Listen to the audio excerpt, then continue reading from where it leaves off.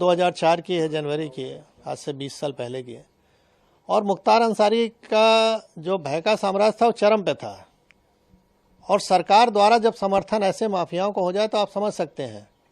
मैंने अभी आपसे कहा कि वो खुली जीप में मऊ दंगों में घूमता था, जहाँ कर्फ्यू लगा है, किसी की हिम्मत नहीं हुई उसके प्रति कुछ बोल दे, कार्रवाई की तो छोड़ दीजिए। और उस समय मैंने लाइट मशीन गन रिकवर की। आज तक उत्तर प्रदेश में केवल एक ही रिकवरी है, न उसके पहले कभी हुई, न 20 साल हो गया अब तक हुई है। और उसमें पोटा भी लगाया, क्योंकि पोटा एग्जिस्ट करता था। तो मैंने स्टैंड लिया उसके प्रति कि नहीं, ये गलत है और ये इसको जेल जाना होगा। लेकिन मुलायम सिंह की सरकार तत्कालीन अल्पमत की सरकार थी, किसी भी कीमत पे इसको बचाना चाहते थे, और उन्होंने अंत में हम लोग पर प्रेशर बनाया, अधिकारियों पर प्रेशर बनाया। जब कोई नहीं सुना तो आईजी जोन जो थे उनका ट्रांसफ़र, डीआईजी रेंज का ट्रांसफ़र, एसएसपी एसटीएफ हमारे थे उनका ट्रांसफ़र, और अंत में ऐसा माहौल बनाया गया कि मुझे भी रिज़ाइन करना पड़ा 15 दिन बाद ही। लेकिन मैंने रेजिग्नेशन में लिखा और जनता के सामने इस चीज़ को रखा आप लोग के माध्यम से कि देखिए, जनता पॉलिटिकल सिस्टम में आप ही ने चुना है इस सरकार को, और किस तरह की ये सरकारें चल रही हैं कि जो माफियाओं के निर्देश पे काम कर रही हैं। हम लोग चुन के आते हैं, सेलेक्ट होते हैं, यानी जब तो बोला जाता है कि आप पब्लिक सर्वेंट हैं। आम बोलचाल की भाषा में हम कहते हैं गवर्नमेंट सर्वेंट है, और हो गए हम पार्टी के एजेंट अगर काम करें जिस तरह से वो कह रहे हैं। तो ये गिरावट की स्थिति बहुत ही खतरनाक थी। धीरे धीरे इस पर लगाम लगा है। न्यायालय में अब निर्णय आने लगे हैं जो कभी नहीं आते थे, दशकों तक, 2-2 दशक तक नहीं आए, अब आ रहे हैं 3-3 दशक के बाद।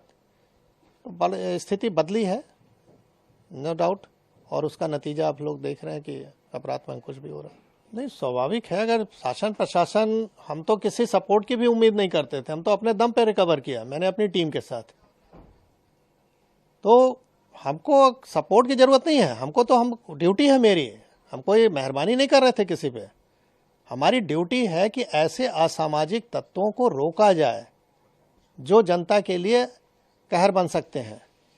तो मैं तो अपनी ड्यूटी कर रहा था। अगर मुझे ये ड्यूटी केवल करने दिया जाता, मुझे सपोर्ट की कोई ज़रूरत नहीं। सपोर्ट तो सिस्टम बना हुआ है गवर्नमेंट के कि हमको फोर्स दे रखा है, हमको आर्म्स एम्युनिशन दे रखा है।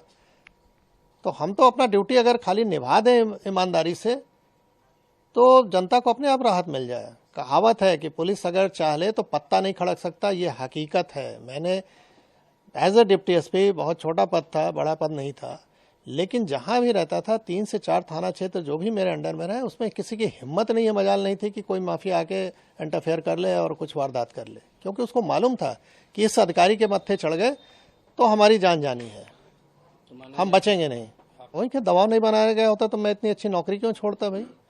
जब मुझे लगा कि मैं अब कुछ नहीं कर सकता इन लोगों के सामने, तो कम से कम बाहर आके जनता को तो बताऊं कि हो क्या रहा है। शायद अगर हम नौकरी में रहे होते तो ये पक्ष कोई देख ही नहीं पाता कि किस तरह का दबाव बनता है। तो आज मैं जीता जागता उदाहरण हूं कि इस तरह की सरकार अगर रहे चले तो कैसे आप जनता को रिलीफ पहुंचाओगे। अगर सरकार सही नहीं चले तो अधिकारी काम नहीं कर सकता है।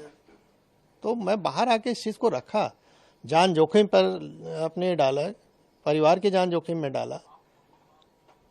स्वाभाविक है कि अच्छी नौकरी के बाद हम कहीं अगर नौकरी प्राइवेट भी ज्वाइन करने तो इनके कॉल चले जाते थे कि इनको निकालिए अपने यहाँ से।